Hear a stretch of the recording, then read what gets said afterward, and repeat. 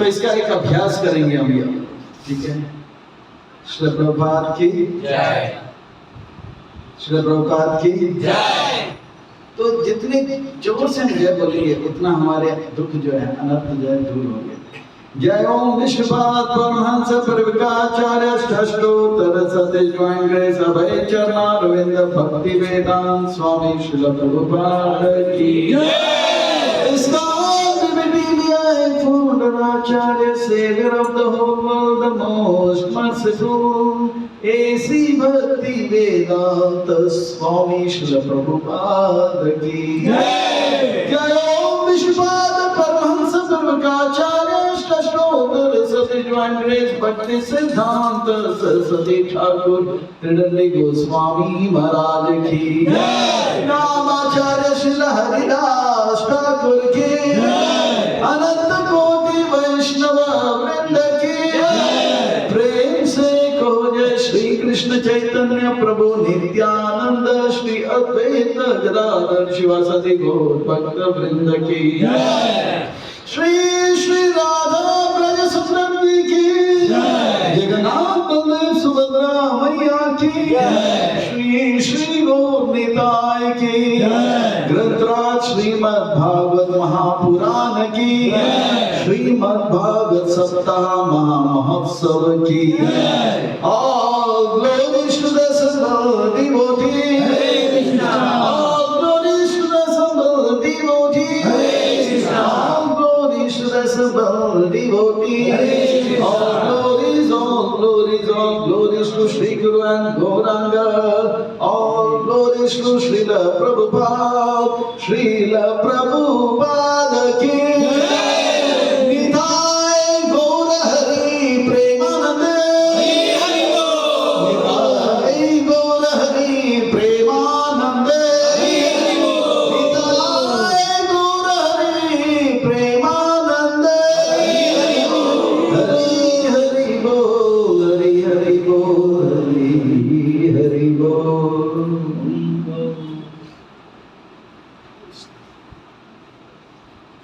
अब कार्यक्रम को आगे बढ़ाते हुए विधि अनुसार मंगलाचरण का प्रस्थान करेंगे।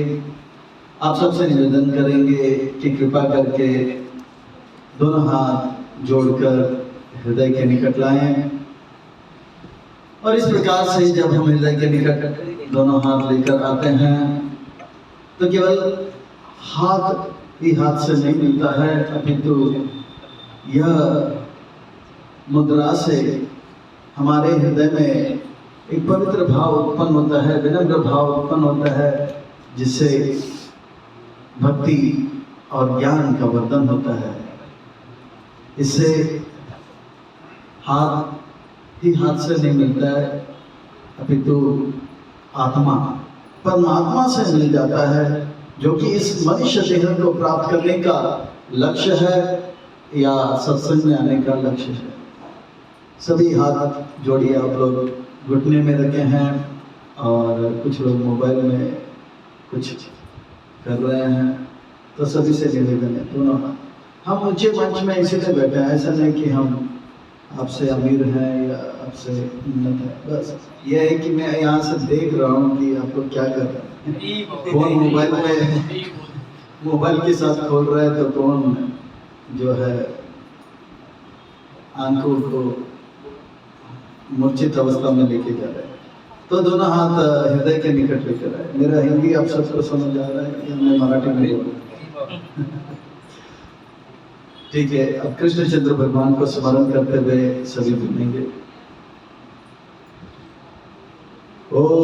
ओम नमो भगवते वासुदेवाय।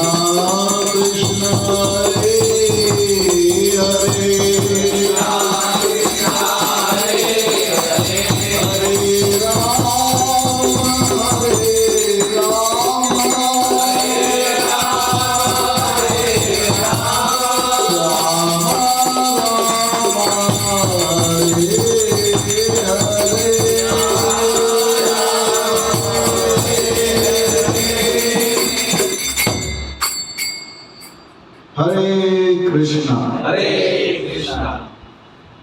अंतर्राष्ट्रीय कृष्ण भावना भव्य संघ इस्कॉन विरार के ओर से प्रस्तावित यह श्रील प्रभुपाद जी के 125वां दिव्य व्यास पूजा महामहोत्सव के उपलक्ष्य पर विशेष श्रीमद् भागवतम सप्ताहों की इस श्रृंखलाओं में 39वां कथा के इस अनुष्ठान में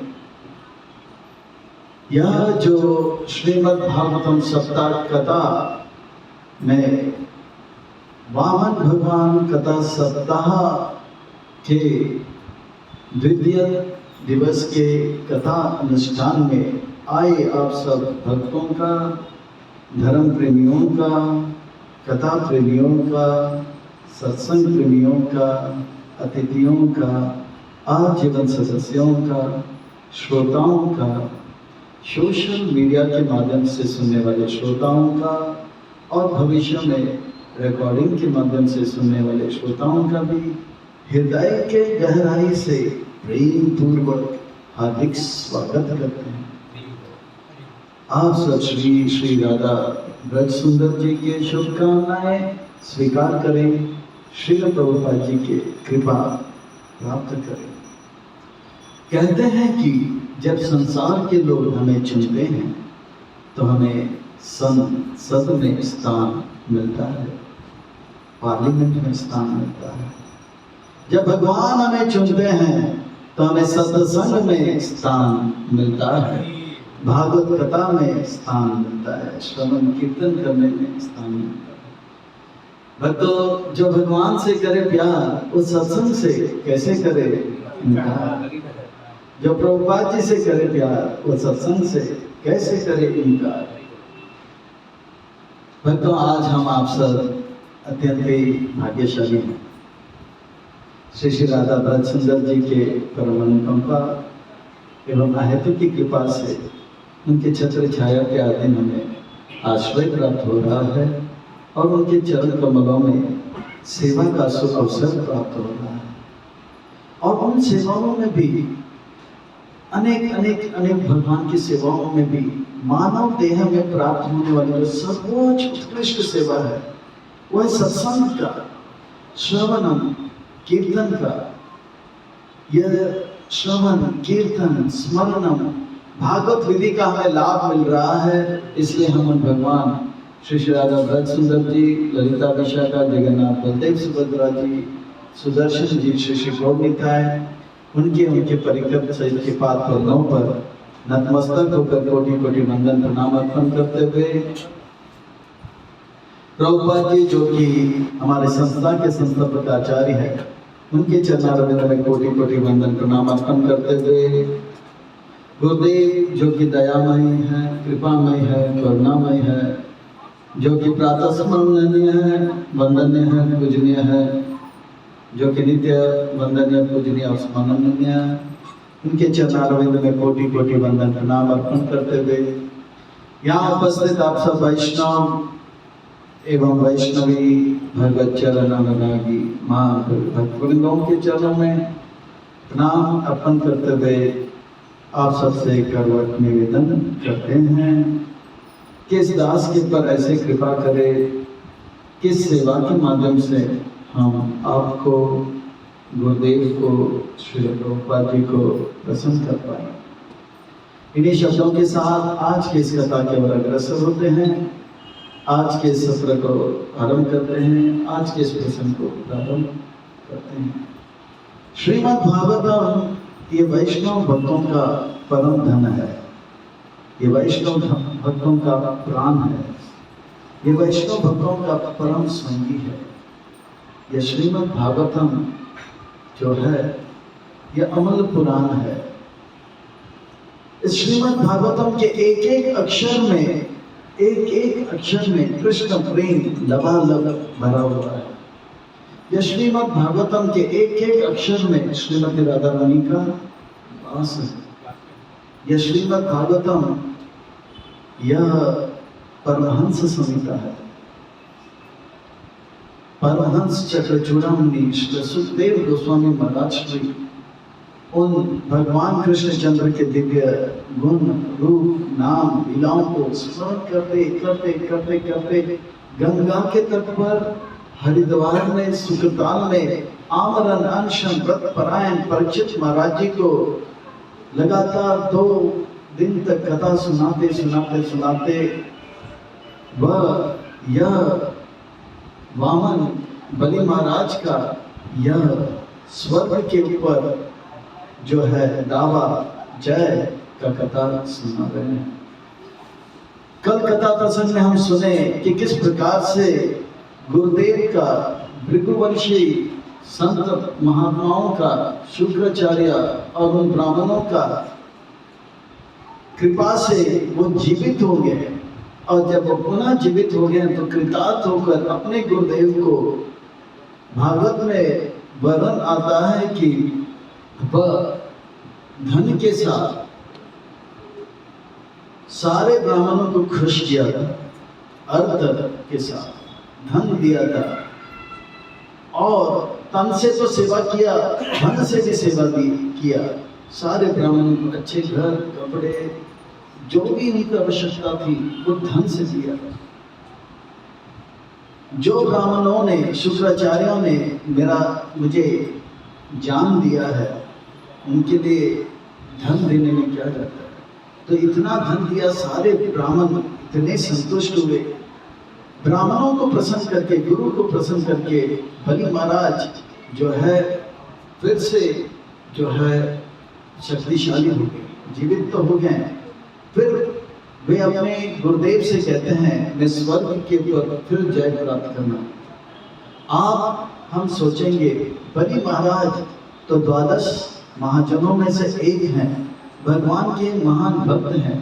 भले भगवान के जो महान भक्त हैं उनको इस भौतिक संसार के सुख से क्या लेना देना है। संसार का जो सुख है भगवत गीता में भगवान तो कहते हैं ये जो है दुख से भरा हुआ है। प्रभुपाद जी जब भी किसी से मिलते तो स्पष्ट कहते हैं भगवत गीता का सबसे बड़ा सीख जो है, भगवत गीता का जो सबसे बड़ा संदेश जो है यह है, भगवान यह कहना चाहता है ये भौतिक जगत जो है दुःखालयम शाश्वतम। तो ये भक्त स्वर्ग क्यों लेना चाहता है? स्वर्ग भी तो भौतिक जगत में ही आता है। तो ये महाभारत है। स्वयंभू नारद शंभु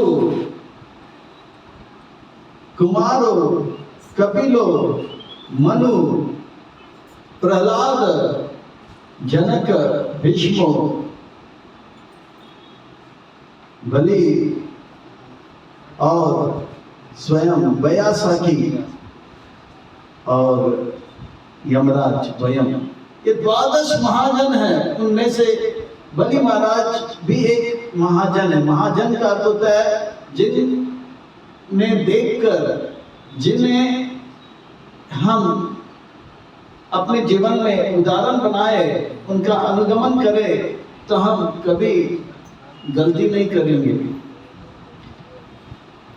हर समय हर परिस्थिति और हर स्थान में क्या करना है, कैसे करना है, ये शिक्षा शास्त्र में भी नहीं मिलेगा। इस समय इस स्थान में इस परिस्थिति में हमें क्या करना है, ये शिक्षा महाजनों के माध्यम से हमें मिलता है। तो इन महाजनों के पथ में आप चलोगे तो कभी आप चूकोगे नहीं।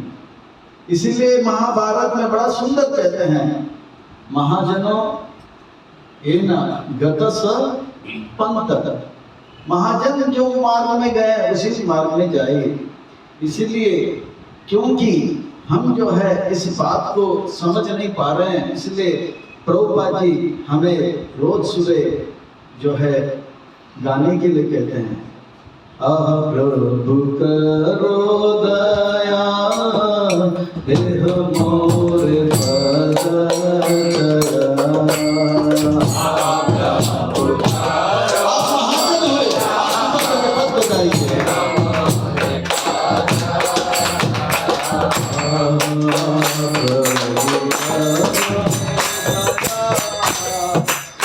हम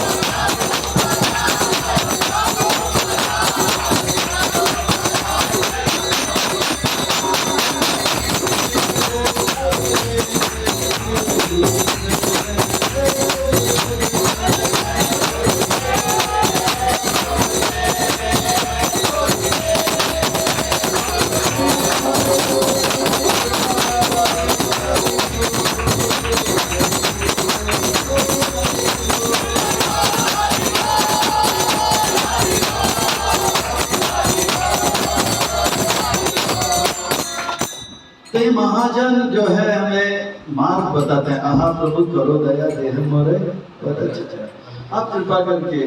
तो महाजनों से हमें पता लगता है कि महाजनों से पता लगता है कि इस समय इस स्थान पे इस परिस्थिति में हमें करना क्या है ना। किस समय में, किस स्थान में, किस परिस्थिति में, कोई भी समय हो, कोई भी परिस्थिति हो, कोई भी स्थान हो, महाजन जो करते हैं वो करे तो हम, या महाजन जो कहते हैं वो करे तो हम कभी गलत नहीं हो पाएंगे। तो वो स्वर्ग क्यों चाहते हैं? क्या वो हमें ये सिखाना चाहते हैं कि हमें भी स्वर्ग पाना चाहिए, ब्राह्मणों को खुश करके स्वर्ग जीतना चाहिए? नहीं, वो स्वर्ग इसीलिए नहीं चाहते हैं कि उनको स्वर्ग का भोग करना है। वो स्वर्ग इसलिए चाहते थे कि स्वर्ग के प्रशासन करके जो है असुरों को और पूरे जगत में फिर से भगवान का भक्ति का जोरदार प्रचार करें। क्या प्रहलाद महाराज जो उनके दादाजी हैं इसकी अनुमति दे रहे हैं? वो भी एक महाजन है ना। प्रश्न उठता है। तो वो बलि महाराज को स्वर्ग में जय प्राप्त करने का अनुमति इसलिए दे रहे हैं क्योंकि उनको पता है ये काम इस समय, इस स्थान और इस परिस्थिति में करना सही है, क्योंकि इससे जरूर भगवान का एक योजना पूरा होना है। ये भगवान जो है उनके हृदय में ज्ञान देते हैं कि इस समय, इस स्थान में, इस परिस्थिति में क्या करना है।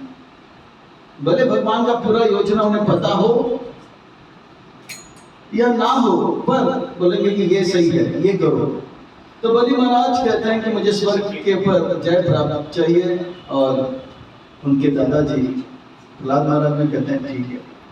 तो वे गुरु को प्रसन्न करके, ब्राह्मणों को प्रसन्न करके वे विश्वजीत यज्ञ संपन्न करते हैं।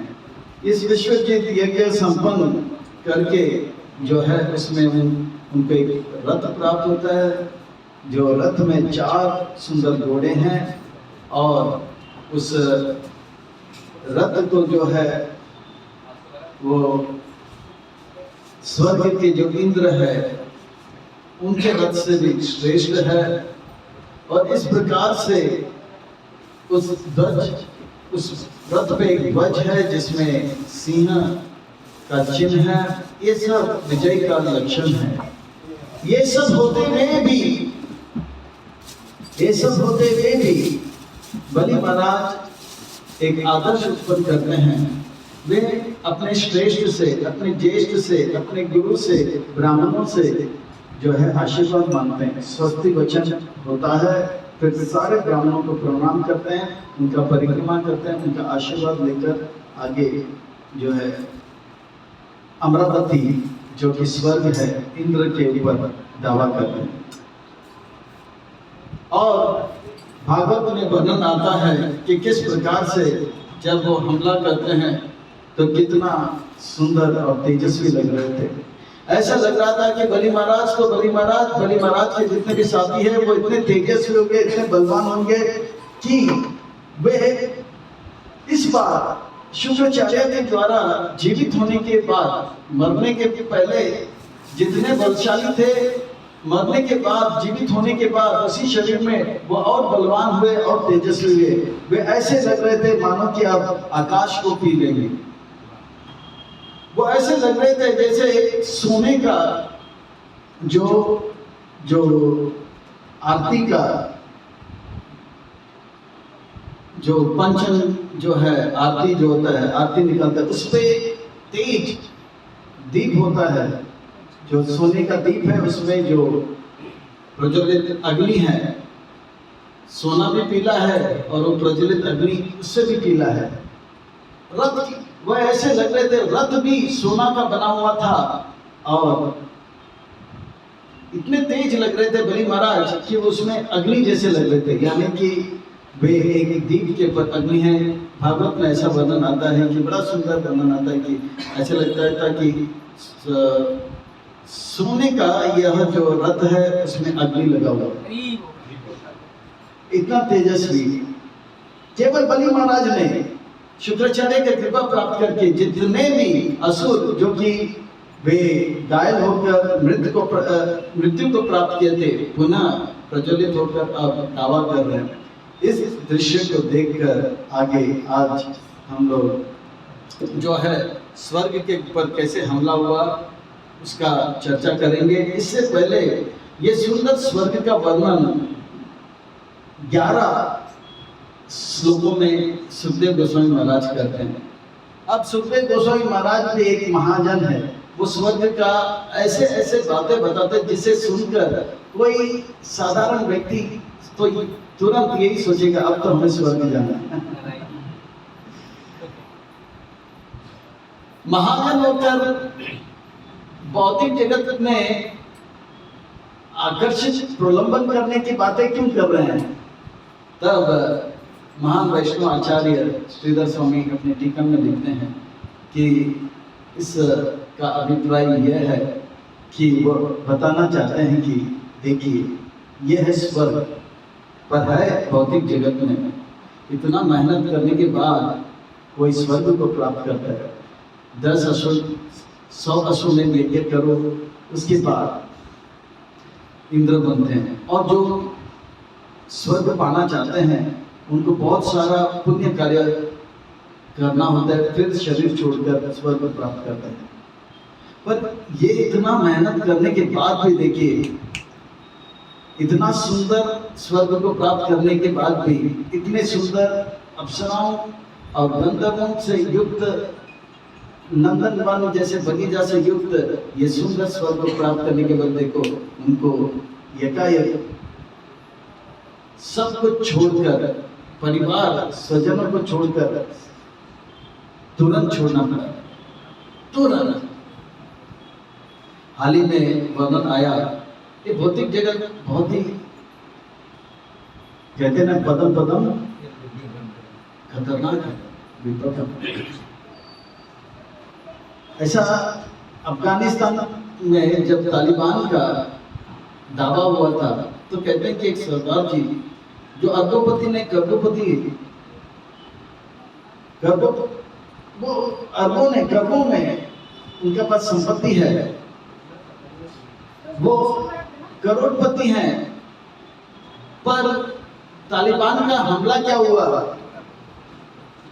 वो सरदार जी अगले दिन या उसी दिन शायद दिल्ली में पहुंचे। वे दिल्ली पहुंचे तो हरे कृष्णा कृष्णा कृष्णा कृष्णा हरे हरे, हरे राम राम राम। भक्तों का स्वागत। अभी सब दाएं बाएं या पीछे अपना स्थान ग्रहण कर सकेंगे। हरे कृष्णा कृष्णा कृष्णा कृष्णा हरे हरे, हरे राम राम राम। तो इस प्रकार से वो सरदार जी जो कि करोड़पति अरबोपति थे, आप सब जो है यहाँ पे सब दाएं बाएं जा सकते हैं, दाएं बाएं जा सकते हैं।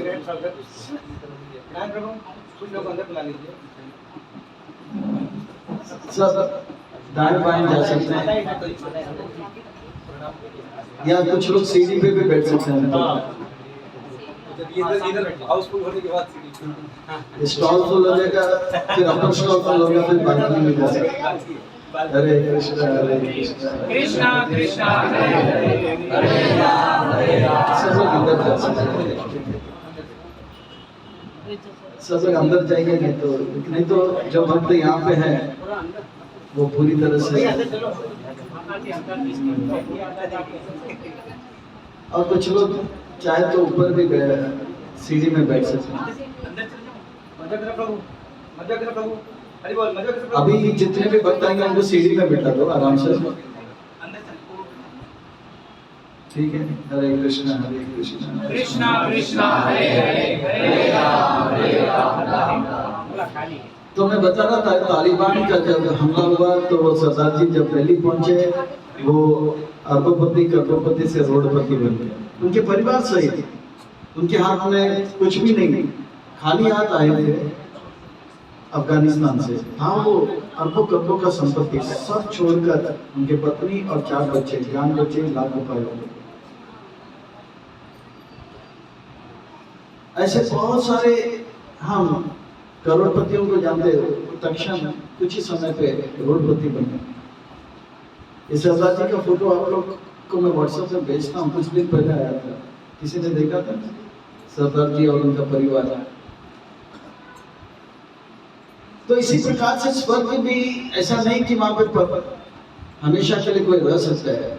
बलि महाराज आए, तक्षण उनको छोड़ना पड़ा। उन बातों को जो है बता रहे हैं कि ये स्वर्ग का 11 श्लोकों में वर्णन तो हो रहा है, पर इतना सुंदर स्वर्ग है, पर ये तुच्छ है, नगण्य है, निकृष्ट है। इसके ये स्वर्ग प्राप्त करने के लिए जितना मेहनत कोई करता है, उससे थोड़ा मेहनत में, बिल्कुल थोड़ा मेहनत में हम स्वर्ग से भी श्रेष्ठ, उत्तम, उत्कृष्ट भगवान का धाम हमेशा के लिए प्राप्त कर सकते हैं। हरे कृष्णा कृष्णा कृष्णा हरे हरे, हरे राम राम। इसलिए गलती से भी इस स्वर्ग का इच्छा नहीं करना चाहिए, नहीं करना चाहिए, नहीं करना चाहिए। अगर हमारे पास ये मनुष्य शरीर है, थोड़ा सा भी बुद्धि है, तो थोड़ा सा मेहनत करके ऐसा एक धाम को प्राप्त करेंगे जहाँ पे कोई गम भी ना हो, आंसू भी ना हो, बस प्यार ही हो। बहुत कम मेहनत में, बहुत कम मेहनत में, ज्यादा कुछ करना नहीं है। 16 माला जप करना है। हरे कृष्णा कृष्णा कृष्णा हरे राम राम राम। और 4 नियम का पालन करना है। और इस्कॉन में प्रभुपाद जी के आंदोलन में प्रामाणिक गुरु के आश्रय लेके शरणागति, बहुत बहुत सरल है। स्वर्ग में प्राप्त करने के लिए कितना यज्ञ इत्यादि करना है, वो तो इसके सामने तो ये बहुत बहुत बहुत सिंपल है। तो स्वर्ग का सौंदर्य का वर्णन तो देख लेते हैं हम लोग, ठीक है। तो जैसे कहते हैं कि बलि महाराज दावा करने लग जाते हैं, कहते हैं स्वर्ग का वर्णन सुखदेव गोस्वामी महाराज कहते हैं। रम्यां पवनोदयन्नेहा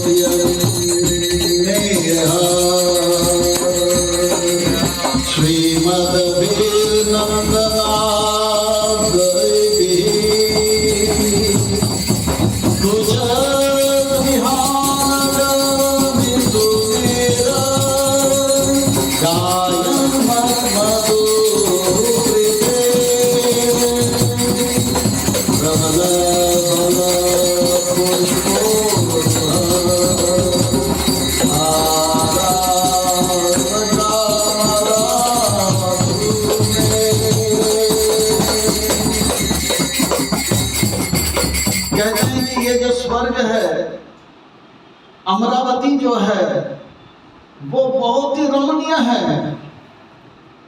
आंखों के लिए, कानों के लिए, नसिका के लिए बहुत ही रमणीय है, दृश्य है। और वहां पे बहुत ही मधुर मधुर ध्वनि हमेशा चलता रहता है और सुगंध भी बहुत सुंदर, मन को भा लेता है, बहुत ही रमणीय है। वहां पे सब लोग स्लो मोशन में चलते हैं। गंधर्व लोग गाते हैं, भगवान का गुणगान करते हैं। गंधर्व जो भी गाते हैं वो भगवान का गुणगान ही गाते हैं। स्वर्ग में भगवान का ही गुणगान है, पर एकदम मधुर ध्वनि में, मधुरात्मक, अति मधुर। और गंधर्व तो गाते हैं और अप्सरा लोग नाचते हैं स्लो मोशन। और जितने भी स्वर्गवासी है स्लो मोशन में वाह वाह वाह वाह, ये सब चलता रहता है। सब कुछ मधुर मधुर आदि मधुर, सुगंध भी मधुर, ध्वनि भी मधुर और दृश्य भी मधुर। इतना मधुर जो है यह स्वर्ग जो है। ये स्वर्ग में नंदनवन है, जिस नंदनवन में और बहुत सारे फूल हैं, अलग अलग रंग के और अलग अलग खुशबू के। और ये नंदनवन के फूल बहुत ही प्रसिद्ध भी है।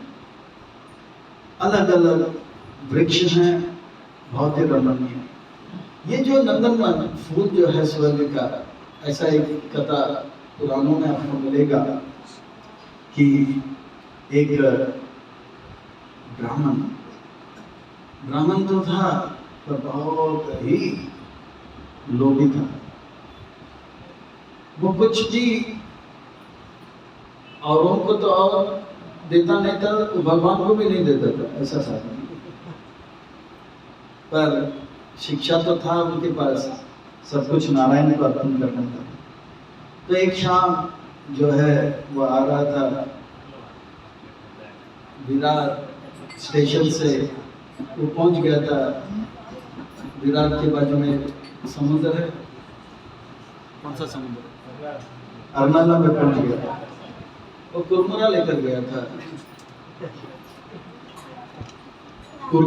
गया था, अरनाला बीच में खाने के लिए। जब वो कुरमुरा जैसे ही ऊपर फेंका खाने के लिए, मजे में था, तो ऊपर फेंका, हवा का झोंका है और वो कुरमुरा और हवा में उड़ गया और उनका मुंह हवा में रुक गया।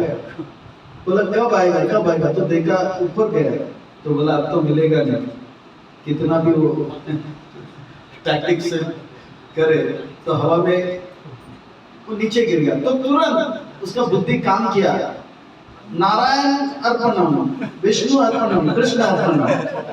बोला वैसे भी नहीं मिल रहा है, तो हो गया शिक्षा। तो फिर उनका मृत्यु आया तो यमराज जी उसको पकड़ा। चित्रगुप्त से बोला ये सज्जन का कोई जो है पुण्य कार्य है? तो बोला ये ब्राह्मण होते हुए भी कोई सही कार्य नहीं किया। फिर चित्रगुप्त बोलता है एक समय ऐसा था कि वो आकाश के बीच में कुरमुरा फेंका तो हवा में गया, तो नारायण अर्पणम बोला। तो बोला अच्छा इस संदर्भ में आपको एक छूट दिया जाएगा। वैसे तो आप नरक में अनेक सालों से अनेक समय तक आपको निवास करना होगा और खूब पिटाई तो होगा, और स्वर्ग 2 पल के लिए मिलेगा। तो आपको नर्क की पिटाई चाहिए या स्वर्ग का 1 पल या 2 पल चाहिए? तो बोला जो भी है पिटाई तो पिटाई है, पर ये बताइए मुझे स्वर्ग क्यों मिल रहा है? वो भी भूल गया।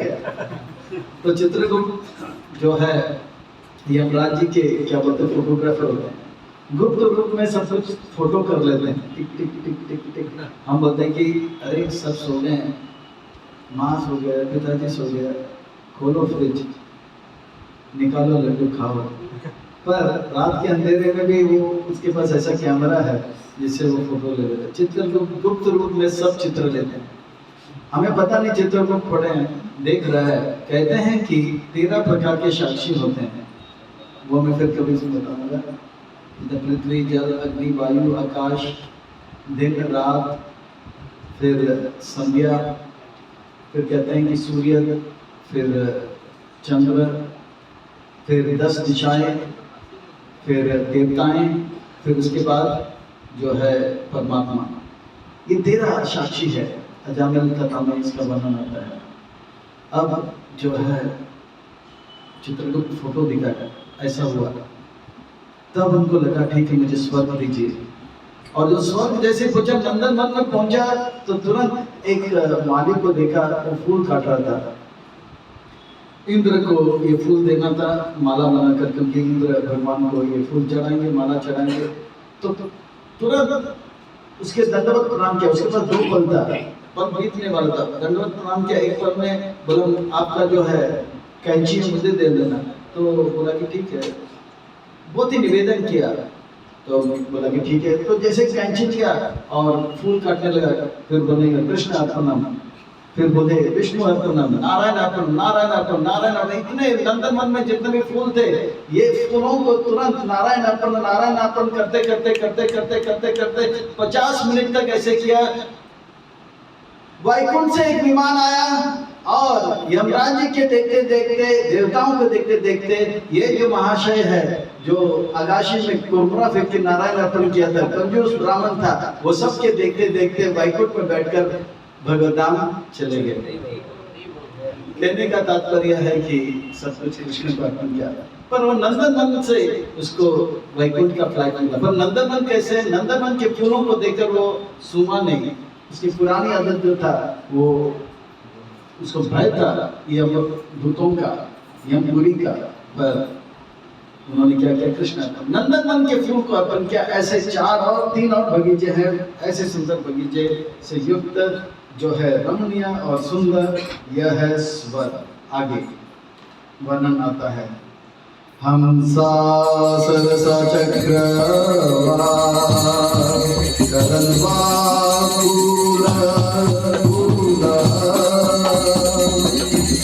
नलिनियो यत्र क्रीडन्ति प्रमदासुरसेविता। तो स्वर्ग में बहुत सारे नलनी होते हैं। नलनी यानी कि सुंदर सुंदर सुंदर सुंदर सुंदर सुंदर फूल हैं। और वो सुंदर फूल क्या क्या हैं? वो सब जो है जलाशय में है। और उस जलाशय में बहुत सारे पंछी हैं, हंस, सरस, फिर चक्रवा और करंदवा। ये सब जलाशय में रहने वाले हंस जैसे पंछी हैं, अलग अलग नाम है उनका। और उसमें नलनी बहुत सारे सुंदर फूल हैं।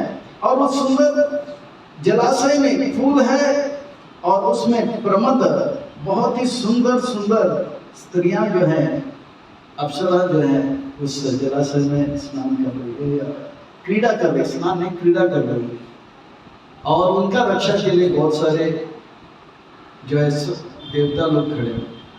अब ऐसा रमणीय स्थान है, क्रीड़ा कर रहे हैं। क्रीड़ा का तब करते हैं जब कोई टेंशन नहीं होता है ना, कोई प्रॉब्लम नहीं होता। स्वर्ग में किसी को पैसे कमाने की कोई ऐसा सेवा वगैरह नहीं होता, बस सब लोग क्रीड़ा करते रहते हैं, खेलते हैं, भगवान का भजन सुनते हैं और नाचते हैं, गाते हैं। गंधर्व लोग गाते हैं, अप्सर लोग नाचते हैं। और अभी ये जलाशय में वो लोग क्या कर रहे हैं? वो लोग क्रीड़ा कर रहे हैं, सुंदर सुंदर स्त्रियां। यानी कि इससे पता लगता है कि स्वर्ग में टेंशन, स्वर्ग में जो है इस प्रकार से पैसे कमाना है, विराट चल के ट्रेन पकड़ना है, फिर वापस आना है, रात का 11 बज गया है, सोना है 12 बजे, फिर वापस उठना है 4 बजे, फिर वापस स्नान करके 5 बजे जाना है, ऐसा नहीं है। क्रीड़ा मस्त रहता है। फिर आगे वर्णन आता है कि ये जो स्वर्ग है ये चारों ओर से जो है नदी के द्वारा जो है उसे एक उसका एक बाउंड्री बन जाता है। और वो कौन सा नदी है? तो कहते हैं आकाश गंगया देवाया, आकाश गंगया देवाया भूतम परिका भूताये प्राकरणंगी वर्णिना सत्तावेना लोकेन च। गंगा जो कारणोदक से सागर से नीचे आता है, वो पृथ्वी में आने से पहले आकाश स्वर्ग में आकाश गंगा स्वर्ग में आकाश गंगा के रूप में होता है। और पूरे स्वर्ग को जो है गंगा जो है नदी आकाश गंगा के रूप में जो है घेर लेता है। और इस आकाश गंगा के तट पर, दोनों तट पर जो है रत्नों के द्वारा जो है बना हुआ जो है उनका तट है, सुंदर तट है। और गंगा के यानी कि स्वर्ग के गंगा के बाहरी और आकाश गंगा के बाहरी और एक बहुत ही बड़ा दीवार है। और ये दीवार जो है रत्नों से बना हुआ दीवार है, सीमेंट इत्यादि से नहीं बना हुआ, सुंदर रत्नों से बना हुआ दीवार है। और उस दीवार के ऊपर ऊपर कहते हैं कि छोटे छोटे जो है छोटे छोटे जो है रक्षा का एक पोस्ट बना हुआ है। यानी कि कोई दुश्मन बाहर से हमला करने आए तो वो लोग देखेंगे और उनको धनुष या तीर से धनुष में तीर लगा के मार देंगे। तो ये सुंदर गंगा जो है चारों ओर से इस स्वर्ग को घेर रहा है। और सुंदर जो है दीवार, और वो दीवार जो है कैसे कहते हैं कि वो दीवार ऐसा है कि बाहर से कोई देखेगा लगेगा कि ये अग्नि से बना हुआ दीवार है। ऐसे कोई बाहर से अंदर आने का कोशिश नहीं करेगा। इस प्रकार से ये तो ये सुंदर वर्णन करते हुए अभी स्वर्ग के अंदर का कुछ वर्णन अभी हम लोग करेंगे। ये स्वर्ग का फ्री टूर मिल रहा है आपको, हाँ? तो कानों से सुनेंगे और मन से स्वर्ग का दर्शन करेंगे। पर सावधान, स्वर्ग में थोड़ा सा भी हमें यह आसक्त नहीं होना, क्योंकि हम सबको कम समय में ज़्यादा लाभ लेना है। वो यहीं पे मिलेगा। हमें थोड़ा सा भक्ति किया 10 साल 5 साल, ज़्यादा से ज़्यादा 40 साल के बाद हम भगवत धाम को प्राप्त करेंगे। इसलिए आगे अब वर्णन आता है कि किस प्रकार से स्वर्ग के जो है मार्ग बने हुए हैं। और स्वर्ग के मार्ग जो है इस दीवार से होते हुए बड़े बड़े जो है द्वार बने हैं। और उस द्वार से बहुत सारे रास्ते निकलते हैं। इसका वर्णन हम लोग सुनेंगे। रुक्मावतो कामते च द्वारे स्फटिक गोपुरे जुष्टं विभक्ता प्रापतं विश्वकर्मा निर्मितम्। ये जितने भी दीवार जिसका वर्णन आया था, जो अग्नि जैसे लग रहा था, उसमें बड़े बड़े द्वार हैं। और उस बड़े बड़े द्वार से जो है बड़े बड़े मार्ग निकलते हैं। और ये मार्ग में जो है बहुत सुंदर, उस मार्ग के दोनों ओर जो है बहुत सुंदर सुंदर जो है मकान बने हुए हैं, गोपुरम जैसे बने हुए हैं।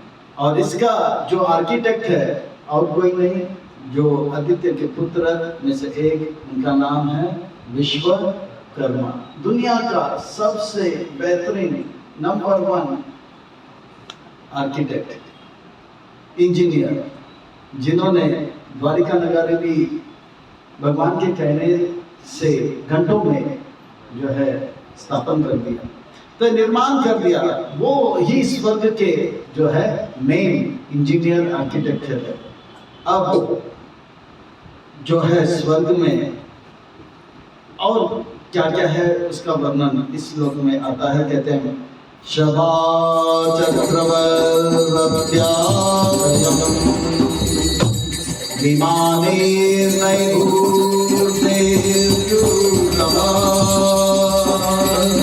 शृङ्गताकेरमणिमये वज्रविद्रुम स्वर्ग के गेट से अंदर आओगे तो वहां पे बहुत सारे सभागृह है। आप जानते हैं सभागृह क्या होता है? हॉल होते हैं बहुत सारे, और इन सभागृह में क्या होता है? भगवान का ही गुणगान होता है। वहां में कोई फिल्म का गाना नहीं चलता है, वहां पे भगवान का ही गुणगान होता है। पर भगवान का गुणगान होते हुए भी वो लोग इतने भक्ति में तीव्र नहीं होते हैं, ये अलग बात है। पर भगवान का गुणगान होता है, ये सही बात है। तो वहां पे छत्रवार, सभागृह, छत्रवार, रतिया और बहुत सारे सुंदर सुंदर मार्ग है। और कहते हैं कि विमाने नई बोते युतम, बहुत सारे हवाई जहाज जो है स्वर्ग में, स्वर्ग के ऊपर से स्वर्गवासी जो हवाई जहाज में कितने कहते हैं कि 1 करोड़ से भी ज्यादा हवाई जहाज दिन के समय घूमता रहता है। झुम झुम झुम झुम झुम हवाई जहाज, वहां पे रोड में कम, हवा में ज्यादा लोग घूमते रहते हैं। यह है स्वर्ग। और वहां पे भी हवाई जहाज भी अपने जैसे हवाई जहाज में जो आवाज करता है, बस मन के गति में जाता है और सुन जाता है, और उसमें वो लोग धीमे या तेज और नाचते नाचते वो लोग बैठते हैं, झूमते। वहां पे भी फ्लाइट में भी कीर्तन। पहली बार जब अमेरिका से इस्कॉन के भक्त दिल्ली आए थे, बोइंग 707, वो बहुत बड़ा जंबो जेट माना जाता है, बहुत बड़ा बना, कम से कम 400 भक्त थे। कहते हैं कि उस एयरक्राफ्ट में सारे भक्त लोग कीर्तन कर रहे थे, हरे कृष्णा कृष्णा कृष्णा हरे हरे, हरे राम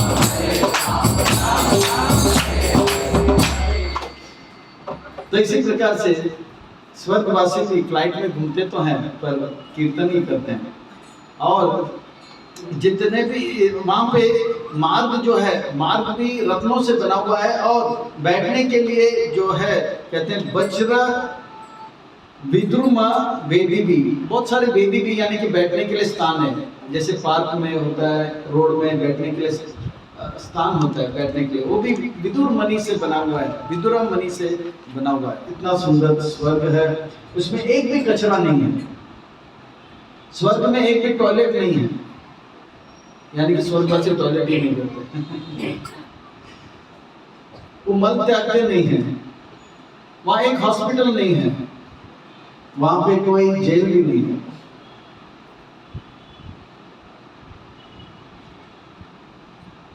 वहां पे कोई किसी का बलात्कार वगैरह नहीं करते। वहां पे गंधर्व अप्सरा जिसको पसंद किया उनके साथ घूमते फिरते रहते, कोई जबरदस्ती नहीं है। तो ये है स्वर्ग। अब आगे कहते हैं कि यत्र नित्यवायुरूप श्यामा विराजा वासः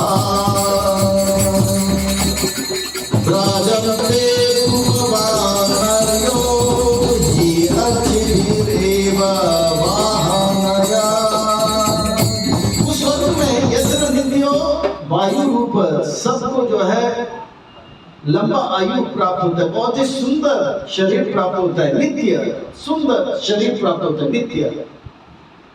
स्वर्ग में कोई बच्चा नहीं है, जन्म होते ही वो 16 साल का जो है नौजवान युवक जैसा ही जन्म लेता है, तंदुरुस्त, और अप्सरा भी लगभग 16 साल के होते हैं,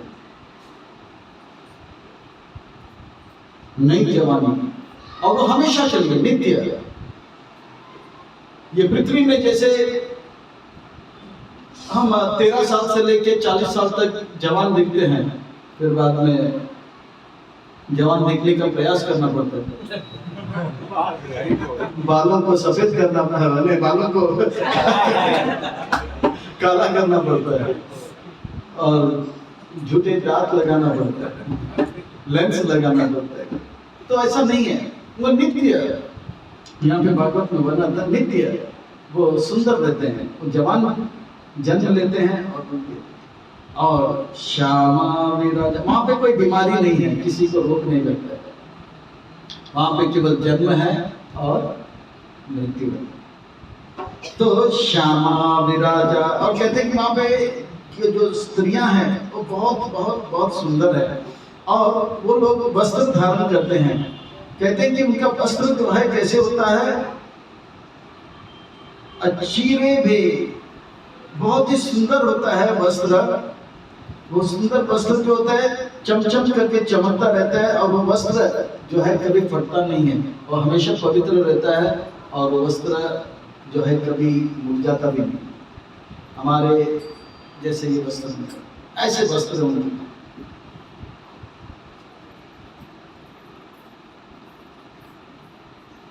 और ये स्त्रियों का जो नाम है, ये अप्सरा जो है श्यामा जैसे लगती हैं।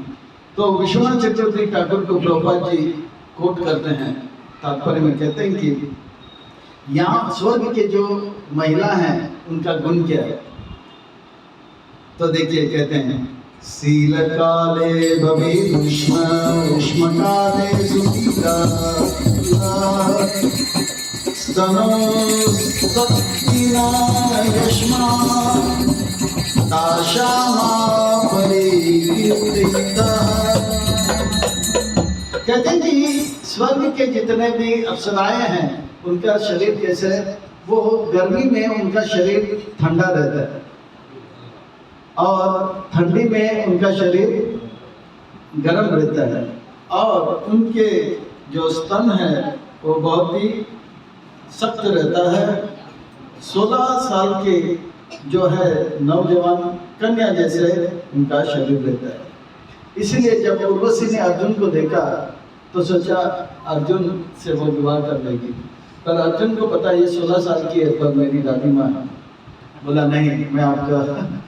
तो उर्वशी का आया गुस्सा और उन्होंने क्या किया, श्राप दिया, जिसके चलते जो है वो क्या बने, वो एक नपुंसक जैसे बने थे, और आगे जाके विराटनगर में वो शिक्षा देते हैं। तो इस प्रकार से स्वर्ग में वो लोग हमेशा 16 साल के लगते रहते हैं। तो ये सब सुनकर किसका मन नहीं लगेगा 5 साल का। खतरा है स्वर्ग में।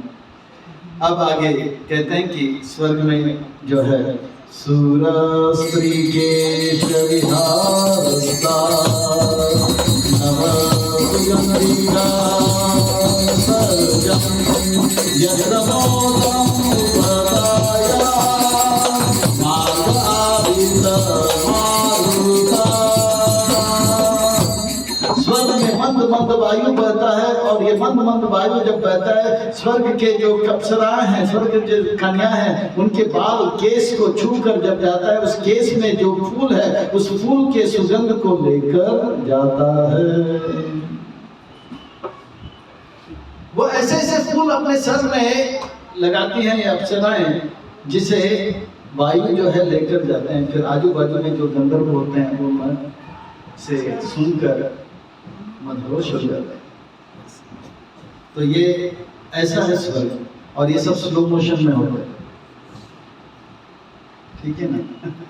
तो आगे कहते हैं कि अप्सरा लोग क्या करते हैं, हेमाचलक्ष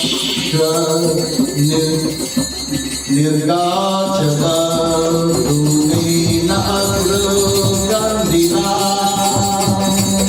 पांडुरेण प्रतीचना मार्गे यन्ति सुरप्रिया। माँ अप्सरा लोग जो है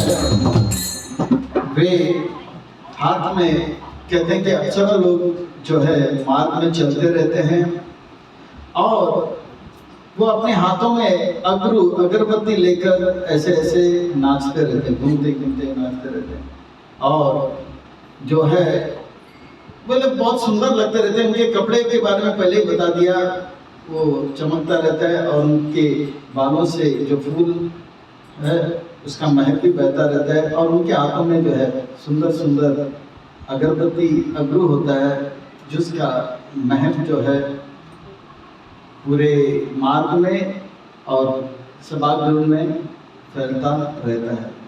तो इस प्रकार से वर्णन करते हुए आगे कहते हैं कि मुक्ता विताने महे मते नाना पटकावला धीरावृतम सिकंदी सावता भृंगनाभितम वैमनी शास्त्री कलागीत मंगलम।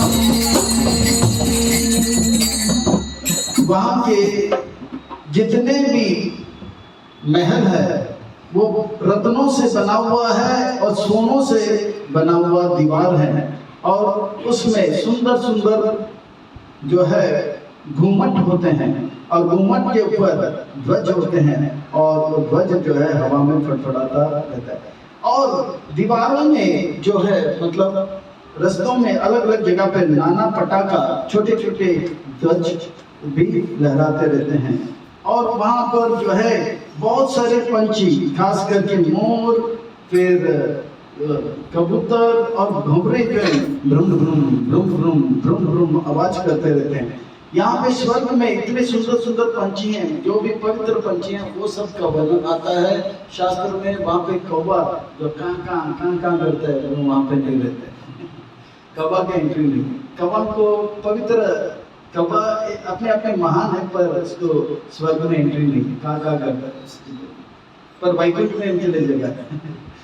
वैकुंठ का जो कौवा है वो जब आवाज निकालता तो कहते हैं कि कोयल भी जो है मंत्रमुग्ध हो जाता है। वो वैकुंठ का कौवा का आवाज ही बहुत मधुर है और इस प्रकार से वैकुंठ में अगर कौवा गीत गाता है, कोयल और मोर सब जो है उनका गुणगान करता है।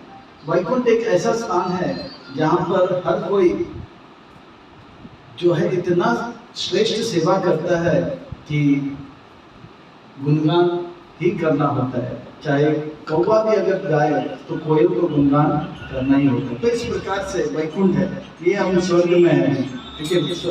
तो कहते हैं कि यहाँ पर जो है अब जितने भी स्त्रियां जो है हवाई जहाज में घूमते रहते हैं और कीर्तन गाते रहते हैं और भगवान का नाम लेते रहते हैं। यहाँ तक जो है और 2 श्लोक में जो है स्वर्ग का वर्णन हो रहा है और बहुत सारे मधुर आदि मधुर जो है ढोलक और मृदंग इत्यादि, वहाँ पे शहनाई इत्यादि, शंख इत्यादि पाए जाते हैं। भगवान के गुणगान करने के लिए मृदंग इत्यादि आवश्यक पड़ता है। मृदंग शंखनाद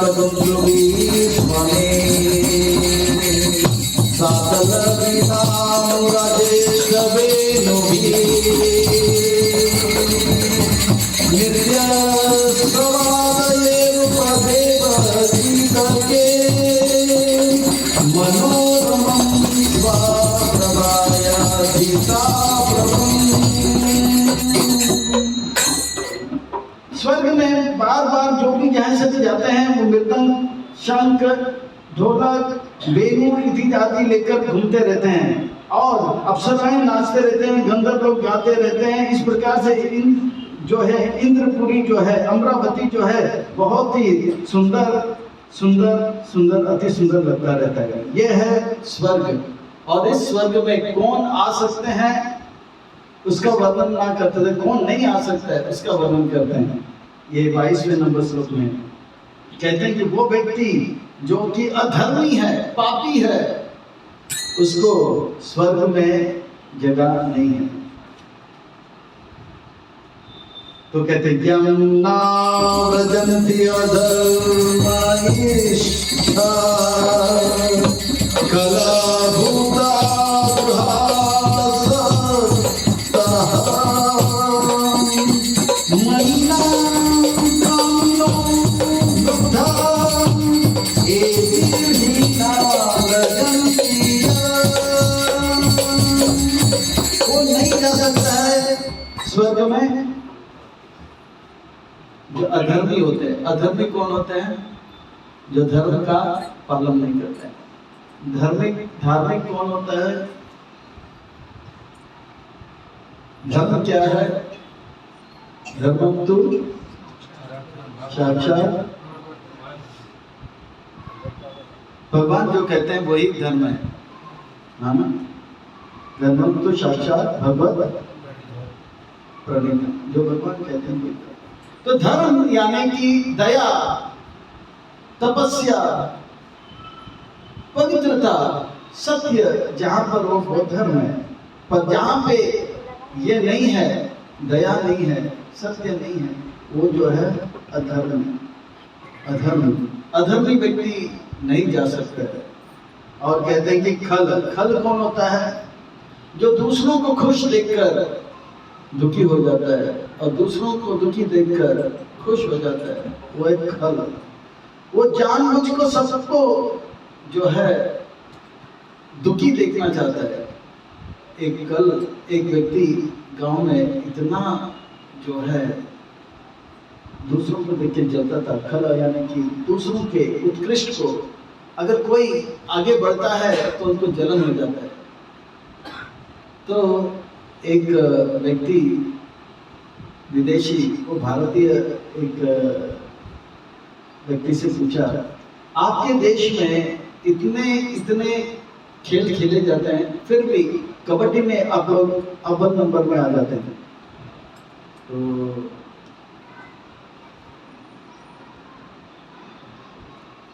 वो बोला हाँ, क्रिकेट, टेनिस, बैडमिंटन, ये सब टेबल टेनिस चलता है, पर कबड्डी में हम लोग नंबर 1 है, क्योंकि ये हमारा स्वभाव है। तो बोलते क्या स्वभाव है? जब कबड्डी में होता क्या है, दूसरे पक्ष का व्यक्ति हमारे क्षेत्र में आता है, तू तू तू तू तू तू तू तू करता रहता है, तो हम सब मौका देख के उसका टांग खींचते हैं। हम टांग खींचने में बहुत ही एक्सपर्ट हैं। किसी को आगे जाने नहीं देते हैं, आगे जाते हैं टांग खींच लेते हैं। बड़ा भाई हो या छोटा भाई, आगे बढ़ रहे थे टांग खींचो। दोस्त हो या पड़ोसी हो, आगे जा रहा था, हमसे आगे कैसे? भला उसका कमीज हमारे कमीज से सफेद कैसे? तो टांग खींचने में एक्सपर्ट है कबड्डी में, इसलिए भारत अव्वल है। तो कल का अर्थ होता है कि दूसरों के जीवन में उत्कृष्ट होता है तो वो सहन नहीं कर पाता। ये आगे कैसे नहीं, वो सहन नहीं होता है, जलन होता है, उसको खलल करता है। एक व्यक्ति गांव में बहुत कष्ट देता था गांव वालों को। एक दिन वो देखा पूरा गांव खुश है, तो वो गांव छोड़ के रात के समय जंगल जा रहा था। तो गांव वाले बोले आप जंगल क्यों जा रहे हैं? तो बोले मैं जंगल इसलिए जा रहा हूँ। तो बोला क्यों जा रहे हैं? बोला जंगल में जाऊंगा तभी शेर है, वो खा जाएगा और आपको खत्म कर देगा। तो बोला मैं वही चाहता हूँ। तो बोले क्या? क्योंकि अभी तक इस गांव में शेर आया नहीं था, क्योंकि शेर जो है मनुष्य का खून और मनुष्य का जो चमड़ी है और मनुष्य का जो मांस है उसको अभी तक चटा नहीं। इसलिए वो बोल रहे कि मैं इसलिए जा रहा हूँ, अब मैं जाऊंगा, शेर मुझे खाएगा, उसको मनुष्य का चमड़ी, मनुष्य का मांस और मनुष्य का रक्त का चस्का लगेगा, आपका जीवन जो है एकदम दुखदाई कर देगा। देखिए अपना जीवन को कष्ट में डालते ताकि गांव वाले हमेशा कष्ट से भरे रहे। हरे कृष्ण। ये है खल। पर खल से खल के अलावा कहते हैं कि दूसरा व्यक्ति भूत द्रोहा, वो व्यक्ति जो है जानबूझ के दूसरे के ऊपर हमला करता है, मारता है, हाथापाई करता है। जैसे तालिबान है, वो देखा कि ये जो है काफिर है तो मारते हैं, उनके धर्म को नहीं मानते, उनके पंथ को नहीं मानते तो मारते हैं। ऐसे जो दूसरों को हाथ से मारते हैं या हथियार से मारते हैं, ऐसे व्यक्ति भी उनको स्वर्ग में स्थान नहीं है। तीसरा चौथा प्रकार का व्यक्ति, अधर्मी नहीं जा सकते हैं, खल नहीं जा सकते, भूत अधूरा नहीं जा सकते हैं, सत चीटर। चीटर यानी कि जो दूसरों को धोखा देता है। मैंने बोला ना कल पैसा दूंगा, कल पैसा, तो आज क्यों आया? आपने कल कहा कल दोगे, इसलिए मैं आज आया। अरे मैंने कहा ना कल, और वो कल कल करते करते पैसा देते ही नहीं। फिर मान लो कि बोलता मैं 1 साल के बाद पैसा दूंगा, तो फिर 1 साल के बाद आ जाते। बोला कैसे लोग कम बुद्धि वाले। मैं जब कहता हूँ 1 साल, वो थोड़ी ना पृथ्वी का 1 साल, वो देवताओं का भी 1 साल है, वो ब्रह्मा जी का 1 साल। तो खल है, चीटर है। तो इस प्रकार से ऐसे लोगों को भी स्वर्ग में एंट्री नहीं, मानी ना। जो लोग बहुत घमंडी होते हैं, मैं जो है सबसे बड़ा सेठ हूँ, या मैं सबसे सुंदर हूँ, या मैं सबसे बलवान हूँ, इसको मानी ना, ऐसे नहीं। और बहुत कामुक अगर कोई व्यक्ति होता है, वो भी स्वर्ग में नहीं जा सकता। देखिए सब लोग के अंदर कुछ ना कुछ कामना रहता है। स्वर्ग में जाना ये भी एक कामना है, स्वर्ग में जाना ये भी एक कामना है। पर स्वर्ग को पाने के लिए कामुक नहीं होना चाहिए। स्वर्ग को पाने के लिए कामुक नहीं होना चाहिए। उस स्वर्ग को पाने के लिए पुण्य कार्य करना चाहिए, बहुत सारे पुण्य करना चाहिए। और पुण्य करते और अपने मन के वेग को थोड़ा जो है थोड़े संभाल के रखना चाहिए, और यज्ञ इत्यादि करना चाहिए। फिर पुण्य से वो कहाँ जाएंगे? स्वर्ग जाएंगे। तो इस प्रकार से स्वर्ग का कामुक लोग नहीं जा सकते। लुब्धवा, जो कि बहुत ही लालची होते हैं, लुब्धवा कंजूस होते हैं, वो लोग भी नहीं जा सकते हैं। तो इस प्रकार से 6 प्रकार के लोग स्वर्ग में नहीं जा सकते। कंजूस, मक्खी चूस। एक बार एक सेठ जी था, वो इतना कंजूस था, वो मिठाई बनाता था। तो उसे दोपहर को सो गया था। उनका बेटा को बोला कि आप दुकान संभालो। तो एक चतुर व्यक्ति आया, वो बोला मुझे रसगुल्ला चाहिए, रसगुल्ला चूस रहा था इसका बेटा। तो फिर उसके पिताजी को आवाज आई, बोला कौन आया? तो फिर वो बेटा बोलता है आपका नाम क्या? कौन? वो बोलता है मक्खी। क्या मक्खी? क्या कर रहा है? रसगुल्ला चूस रहा है। तो वो बेटा क्या बोल रहा है सेठ को? बोल रहा है कि वो सेठ सोया हुआ है, पर आवाज आया तो बोला कौन आ रहा है? तो बोला मक्खी आया। क्या कर रहा है? रसगुल्ला चूस रहा है। अच्छा, मक्खी रसगुल्ला चूस रहा है, तो बोले उस मक्खी के पांव से आप रस वापस खींच लेते। मक्खी चूस इसलिए उनको बोलते हैं। तो कंजूस जो मक्खी चूस हो जाए, और जो अपने परिवार अपने लिए पैसा नहीं खर्च करता है, और परिवार वालों के तो कभी नहीं, और यहाँ तक कि धर्म के कार्य के लिए भी जो पैसा खर्च नहीं करता, ऐसे मक्खी चूस उनको भी स्थान काम मक्खी चूस उनको नहीं मिलता। तो इतना कहकर अब जो है यह इतना सुंदर स्वर्ग का वर्णन कर रहे हैं, पर इससे इसलिए बता रहे हैं कि अब थोड़ी देर में जितने भी अप्सराएं हैं, जितने भी गंधर्व हैं, जितने भी स्वर्गवासी हैं, जितने भी देवता हैं, जो लोग स्लो मोशन में डांस कर रहे थे, भगवान के नाम में कीर्तन कर रहे हैं, वो 1 2 4 हो जाएंगे। धिक्कार है ऐसे स्वर्ग जिसे प्राप्त करने के लिए पूरे मनुष्य जीवन जो है तपस्या किए, यज्ञ किए, और वो स्वर्ग से उन्हें ऐसे छोड़ के जाना पड़ा जैसे गधे के सर से सिंह, यानी कि उनका कुछ रहा ही नहीं। धिक्कार है ऐसे स्वर्ग, और धिक्कार है उस प्रकार के स्वर्ग की प्राप्ति। उससे तो अच्छा है इस मनुष्य शरीर को प्राप्त करके प्रभुपाद जी के आंदोलन में जुटकर ईमानदारी से 16 माला जप करे, 4 नियम पालन करे, एक शरीर छोड़ते ही जरूर वैकुंठ से विमान आएगा। अगर वैकुंठ से विमान नहीं आएगा तो प्रभुपाद जी कहते हैं अगर ईमानदारी के साथ आप इसको नहीं छोड़ोगे तो मैं स्वयं आऊंगा और आपको लेकर जाऊंगा। अभी हमें इस बात पे पूरा विश्वास होना चाहिए। भगवान कहते हैं कौन्तेय प्रतिजानी ही नामे भक्त प्रणश्यति, मेरे भक्तों का वाणी को जो है कभी मैं नष्ट होने नहीं दूंगा, उसे जो है झूठा होने नहीं दूंगा, उसे सत्य कर दूंगा। प्रभुपाद जी एक बार नहीं 2 बार और यहाँ तक कि भागवत के तात्पर्य में भी लिखते हैं। अब ये जो विरार से भक्त लोग वृंदावन जाते हैं या मायापुर जाते हैं या जगन्नाथपुरी जाते हैं, वो तो इस्कॉन से जुड़े हुए हैं, पर वहां का बाबा जी से बहुत प्रभावित हो जाते हैं। खास करके मैंने सुना विरार वासी जो है वो बाबा जी लोग से बहुत आकर्षित हो जाते हैं। सही है रविलोचन प्रभु? हाँ, वो बालकनी में बैठे हैं बालकनी में, है ना। तो देखिए सारे बाबा जी जो है आदरणीय, पूजनीय, वंदनीय हैं, कोई हमको उनसे कुछ लेना देना नहीं। और सच पूछो तो हमारे इस्कॉन के एक बहुत अच्छे संत हैं, बहुत महात्मा हैं, सन्यासी महाराज हैं, परम पूज्य गोपाल कृष्ण गोस्वामी महाराज के कृपा प्राप्त शिष्य हैं प्रबोधानंद सरस्वती महाराज, परम पूज्य प्रबोधानंद सरस्वती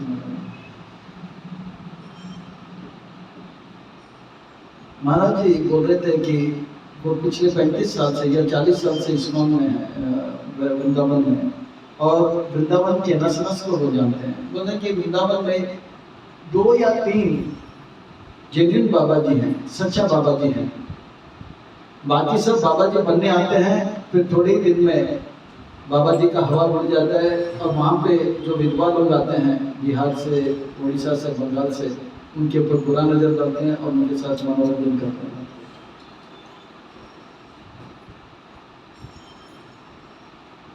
बरसाना में एक बाबा जी हैं और एक और बाबा जी, 2 या 3 जेन्युइन बाबा जी। और जो असली बाबा जी होते हैं वो कभी दूसरे लोगों को शिष्य बनाने के चक्कर में नहीं फिरते रहते हैं।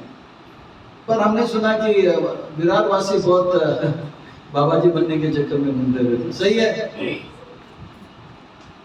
तो बात यह है कि बाबा जी बनना भी इतना आसान नहीं है, बहुत मुश्किल है। अगर बाबा जी बनते बनते अगर आप बाबा जी का नियम पूरा नहीं पालन किया तो वैकुंठ का दरवाजा तो बंद, गोलोक तो भूल जाओ। पर प्रभुपाद जी के आंदोलन में अगर आप ईमानदारी से रहोगे, 4 नियम पालन, 16 माला जप करके, शरीर छोड़ते छोड़ते क्या होगा, बहुत सारे भक्त जो है आपके घर में कीर्तन करेंगे, और कीर्तन सुनते सुनते आप जो है शरीर छोड़ोगे। मान लो कि आपके लिए वैकुंठ के लिए फ्लाइट नहीं आया तो प्रभुपाद जी इन प्रकार में आएंगे और आपको लेकर जाएंगे। इसके बहुत सारे इसलिए इस बार कार्तिक में जब आप जाओगे जगन्नाथपुरी या मायापुर या वृंदावन, तो बाबा जी लोग को दंडवत प्रणाम करो और उनको दान दक्षिणा भी दो, पर अपना जीवन मत दो। प्रभुपाद जी को अपना जीवन समर्पण करो। सही बोल रहा हूँ? सही बोल रहा हूँ? सही बोल रहा हूँ? आपका मुंह बंद क्यों है? कुछ भक्तों का सही बोल रहा हूँ? ये सही है। देखिए भगवान का ऐसा योजना है कि भगवान ने हमें प्रभुपाद जी का आश्रय दिया, फिर कुछ भक्तों को दूसरे संप्रदाय में दिया, ये उनके लिए भगवान का योजना है। पर अगर हम इस्कॉन में आए तो ईमानदारी से इस्कॉन में रहिए ना, ठीक है ना। आपको बाबा जी भी बनना है तो इस्कॉन में बाबा जी बनिए ना। अरे इस्कॉन में गुणाकेश प्रभु है जो रोज 2 लाख नाम जप कर रहे हैं, 2 बजे उठते हैं और 8 बजे तक कर लेते हैं और बीच में क्लास भी देते हैं। अरे बनिए ना बाबा जी, कौन मना कर रहा है, पर इस्कॉन में रहकर बनिए। और इस्कॉन में अभी इतने कथाकार आ गए, आप कथाकारों का एक लाइन दे सकते हैं आप लोग, ठीक है ना। तो कथा सुनने के लिए भी इस्कॉन में अच्छे से अच्छा कथा हो रहा है, क्यों और कहीं पे जाना है कथा सुनने के लिए? बाबा जी बनना है तो इस्कॉन में बनिए, कथा करना है सुनना है तो इस्कॉन में सुनिए। कीर्तन के लिए और लोग जो है हमारे इस्कॉन में आते हैं, ये भी इस्कॉन में रह के इसका लाभ लीजिए। कीर्तन का लाभ चाहिए, आपको कथा का लाभ चाहिए, या बाबा जी बनना है, इसको में रख के बनिए ना। मैं इसलिए कर रहा हूं क्योंकि इसमें फायदा यह है कि गलती से चेतना उन्नत नहीं हुआ तो भी प्रभुपाद जी अगर लेकर जाएंगे, इसलिए बनिए, इस्कॉन के अच्छे भक्त बनिए। एक बार एक स्टेशन में लिखा था, भारत के अच्छे नागरिक बनिए, तो एक मारवाड़ी बहुत खुश हो गई, बोला भाई साहब आपने खुश क्यों? तो बोला देखिए, भारत के अच्छे नागरिक बनिए, हम बनिए हैं। तो इस्कॉन के अच्छे भक्त वो लोग बहुत दान देते हैं, इसलिए बनिए। बनिए लोग बहुत दान देते हैं। है कोई यहाँ पे मारवाड़ी? तो यहाँ गुजराती है, मारवाड़ी नहीं है, इसलिए इस्कॉन के अच्छे भक्त बनिए। हमारे मंदिर में 4 करोड़ रुपया का दान दिया था एक बनिया, वो मारवाड़ी, इस्कॉन के अच्छे भक्त बनिए। ऐसे बहुत सारे बनिए हैं जो इस्कॉन में बहुत दान देते हैं और अच्छे भक्त भी रहे, इसलिए इस्कॉन के अच्छे भक्त बनिए। दोनों तरफ से होकर मारवाड़ी दान देता है इसलिए अच्छा भक्त, और एक संकेत है या एक विनंती है, इस्कॉन के अच्छे भक्त बनिए। तो इस प्रकार से मैं कह रहा था कि अब स्वर्ग भले इतना सुंदर है, पर इस्कॉन में ईमानदारी से रहिए, स्वर्ग से भी अच्छा आपको एक स्थान मिलेगा। अब देखिए इस स्वर्गवासी में जो थे उनका क्या हाल होगा। जैसे ही बलि महाराज आ जाते हैं, तो अब जो है थोड़ा फास्ट फॉरवर्ड चलेंगे, ठीक है। तांदेवादन सारुति वही समानारुवे कांजाया आचार्य भक्तम जलजम महासवम जगम प्रयुंजन भयम इंद्रयोषितम। बलि महाराज जिस सीमा में पहुंचे अपने अनेक सेनाओं के साथ, तो बलि महाराज के तेज और उनकी सेनाओं के तेज देखकर वो पूरे स्वर्ग को देख लिए, और बलि महाराज ने अपने आचार्य शुक्राचार्य के द्वारा दिया गया जो शंख है, जिसका नाम है जलजम, उसका शंख जो है नादम किया, शंख नादम किया। तो कहते हैं कि उस शंख के नादम से इंद्र के जितने भी इंद्र लोक में जितने भी स्त्री है, इंद्र योषितम, वो भयभीत होने लगे। मादावांतम अभिप्रेतया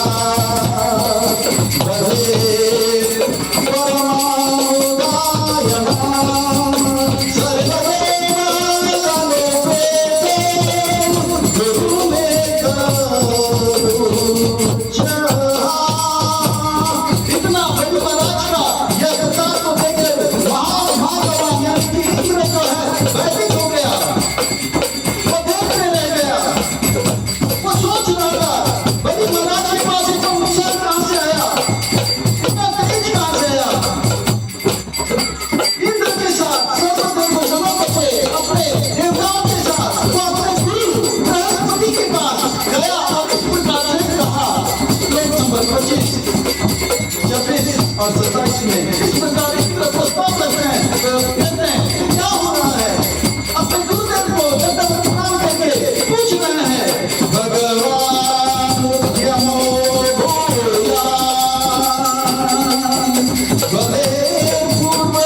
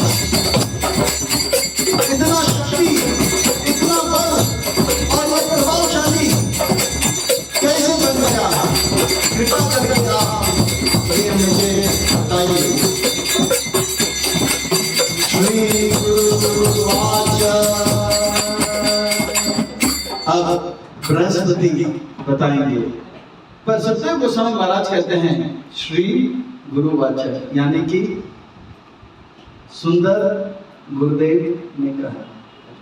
सुंदर क्यों? सुंदर कौन? सुंदर, परम सुंदर, घन सुंदर, ब्रज सुंदर, नील सुंदर कृष्ण है।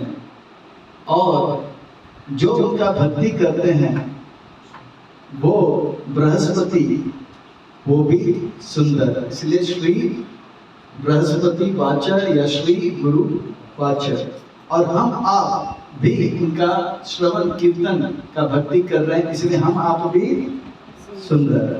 श्री गुरु वाचर जना जनामि महात्मा चतुरो उन्नीते अस्य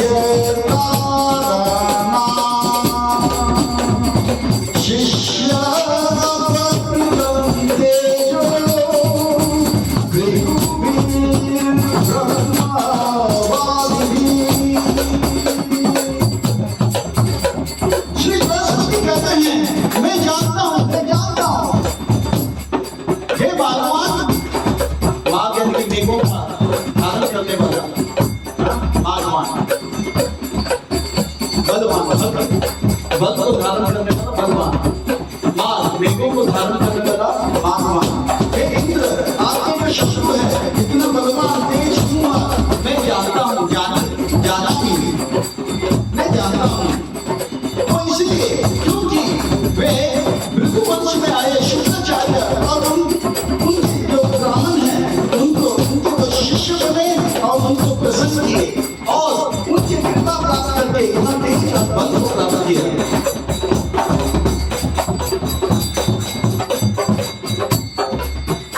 बलि महाराज जो है अपने गुरुदेव को प्रसन्न किए, जो आप कभी नहीं कर पाओगे। अरे आपको गुरु का अपराध करने में नंबर 1 हो। याद करो, समुद्र मंथन से पहले एक बार जब मैं आया था, आप अप्सराओं का नृत्य, अप्सराओं के नृत्य देख रहे थे, गंधर्वों का गीत सुन रहे थे, पर गुरु आया, गुरु को देखकर आप प्रणाम नहीं किए। और आपको बचाने के लिए जब विश्व रूप आपके गुरु बनकर आपके लिए यज्ञ कर रहा था, आपने गुरु का अपराध किया, उनका शरीर धड़ कर दिया। व्यक्त रूप में बता रहे हैं आप कभी गुरु को प्रसन्न, वो गुरु को प्रसन्न किए कौन? बलि महाराज। तात्पर्य लिखते हैं जय प्रसाद भगवत प्रसादो, जो भगवान गुरु को प्रसन्न करेंगे वो भगवान को प्रसन्न कर देता है, और जो गुरु को प्रसन्न नहीं कर सकता वो भगवान को कभी। बलि महाराज अपने गुरु को प्रसन्न किए, वो भगवान को प्रसन्न करेगा। और इंद्र, आप कभी गुरु को प्रसन्न किए नहीं, आप भगवान को कभी प्रसन्न नहीं कर पाओगे। और वही तात्पर्य में लिखते हैं प्रभुपाद जी, गुरु का पद्मा वाक्य करिया गुरु का।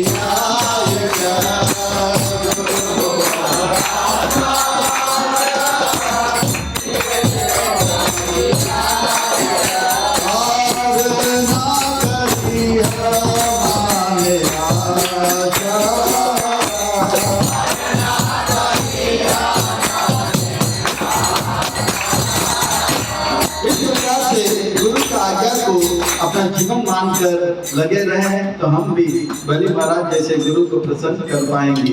अब इंद्र बृहस्पति से कह रहे हैं क्या मैं जाऊं और अपनी सेना लेकर बलि महाराज से लड़ाई करूं?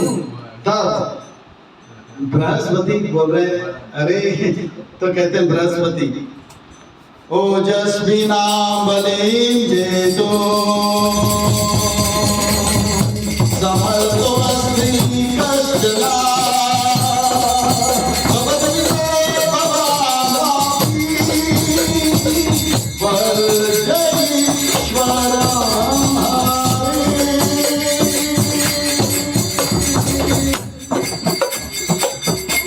अपने गुरु की कृपा से उनको इतना आध्यात्मिक बल प्राप्त हुआ है, कोई भी उनके सामने खड़ा नहीं रह सकता है। ब्रह्मा जी भी नहीं, शिव जी भी नहीं, केवल विष्णु हरि हरि हरि को छोड़कर और कोई उनके सामने नहीं रह सकता है। विजेशयतीना को अभिना ब्रह्मतेन समीपेता नास्य सत्तापुरास्तस्तु कृतं तस्य यथा जनाः। कोई भी उनका सामना नहीं कर सकता क्योंकि उनके पास आध्यात्मिक बल है, उनके पास वो तेज है, उनके सामने में कोई भी खड़ा नहीं रह सकता है। वो इतना तेजस्वी है, मानो कि वो काल है, यमराज है, जिस यमराज को कोई रोक नहीं सकता है, उस प्रकार से वो काल है जिस काल को कोई नहीं रोक सकता है। केवल हरि हरि ही रोक सकता है। आप लड़ने की बात भूल जाओ, लड़ो मत, तो भी इंद्र बोलते हैं मुझे कोई उपाय तो बता दो इसे जो है, मुझे कुछ मंत्र बताओ, कुछ मंत्र बताओ जिससे कि इनके जो प्रभाव है उसे मैं कम कर सकूं। तो बृहस्पति जी बोलते हैं, तस्मात् कायं सृज्य यूयं सर्वे विष्टवं यथा कालं प्रतीक्षन्तो यथा सत्त्वं विपर्यायया। मंत्र बोलते हैं बलि महाराज को, वो बोलते हैं कि मंत्र यही है, आप लोग छुप जाओ, आप लोग भाग जाओ और बलि महाराज के सामने दिखो मत, गायब हो जाओ, यही मंत्र है। तक्षक स्वर्ग को छोड़ के जाओ, यही मंत्र है। और रुक जाओ जब तक बलि महाराज का प्रताप कम नहीं हो गया, तब तक आपको बलि महाराज से दूर रहना, यही मंत्र है। मंत्र क्या है? भाग जाओ, भाग लो या भाग लो।